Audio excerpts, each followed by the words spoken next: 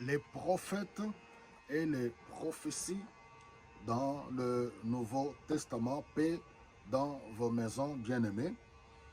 Oui, depuis un certain temps, nous avons beaucoup parlé sur les prophètes, les prophéties, la relation qui était établie entre Dieu et le peuple d'Israël, le rapport entre Dieu et les prophètes dans l'Ancien Testament. Je vous avais promis qu'au fur et à mesure, on abordera aussi le Nouveau Testament. C'est un sujet large et profond qu'on ne pourra pas voilà, exploiter, quel que soit, épuiser, pardon, quel que soit autant d'années que le Seigneur peut nous accorder sur cette terre. Mais par l'Esprit de Dieu, on va chevaucher entre les deux, on va alterner, tantôt dans l'Ancien Testament et tantôt dans le Nouveau. Aujourd'hui, nous abordons le Nouveau Testament. Mais d'abord, on a vu que le prophète dans l'Ancien Testament, c'était un messager de Dieu, un porte-parole de Dieu.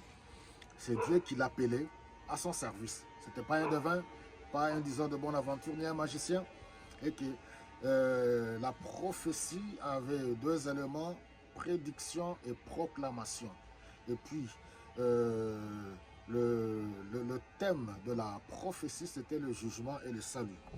Et que toute personne qui se permettait de s'élever au nom de Dieu et de parler au nom de Dieu sans que Dieu ne lui ait envoyé, nous avons vu dans Deutéronome chapitre 18 qu'il était soumis à la mort et qu'on avait vu que les critères que Dieu avait établis pour reconnaître un vrai prophète, c'est d'abord la fidélité.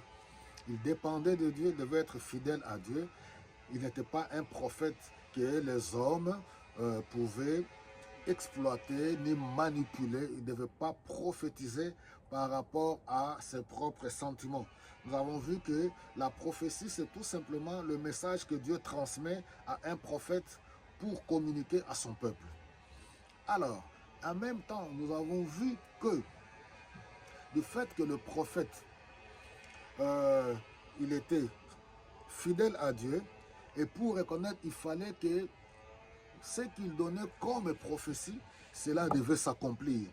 Mais nuance, parce que cela a toujours été un sujet de doute, il y a eu des hommes qui ont parlé, qui n'ont pas parlé de la part de Dieu, mais qui ont parlé que les choses se sont réalisées. Nous avons vu quelqu'un comme Balaam, j'en parlerai encore, il y en a tant d'autres, comme des Anania. Donc même aujourd'hui, ce n'est pas du fait que quand quelqu'un se dit prophète, ou quelqu'un prédit quelque chose, et que ces choses se réalisent, et automatiquement on l'appelle prophète de Dieu. Non, nous devons faire attention à avoir le discernement. C'est pour cela, dans le Nouveau Testament, Paul en parle par rapport aux dons de prophétie. Par rapport aux prophéties, Paul en parle que nous devons les juger. Nous pouvons le voir dans 1 Corinthiens au chapitre 14, le verset 29, parlant de celui qui prophétise. Les prophéties sont soumises au jugement, à l'analyse et ainsi de suite. Alors, ce que nous devons comprendre, la différence est que dans l'Ancien Testament, le prophète, comme je dis, il était le porte-parole de Dieu. Les prophètes comme Moïse, Ésaïe, Jérémie, Élie, ils recevaient des révélations faisant autorité pour le peuple. C'est-à-dire, ce qu'ils recevaient, cela pouvait être vu comme les Écritures. Mais par contre, dans le Nouveau Testament, comme je l'ai dit, ça progresse. Et puis, cela est vu autrement. Un prophète, quand il prophétise, nous avons déjà les Écritures. La prophétie doit être examinée en fonction de ce qui est déjà écrit. La prophétie d'un prophète dans le Nouveau Testament ne fait pas autorité des Écritures.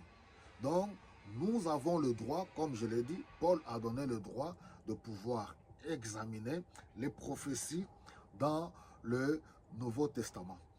Qu'est-ce que nous voyons dans 1 Corinthiens au chapitre 14, le verset 3? C'est là où Paul nous explique que quand quelqu'un prophétise, il fait quoi? Il édifie, il console et puis il fortifie. Ce sont les trois mots. Édifier, encourager et consoler. C'est quoi édifier? Édifier veut dire construire, bâtir, élever, monter dans le sens positif, en bien.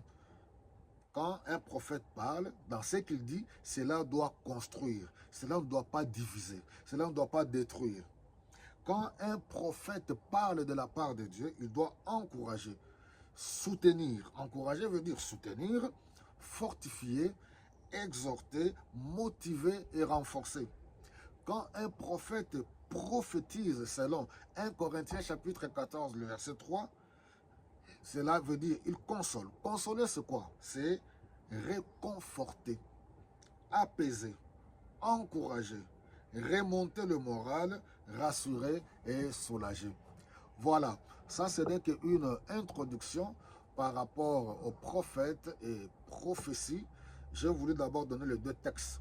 1 Corinthiens chapitre 14, le verset 3, et puis 1 Corinthiens chapitre 14, le verset 29, et nous allons continuer dans la partie suivante. Que Dieu vous bénisse.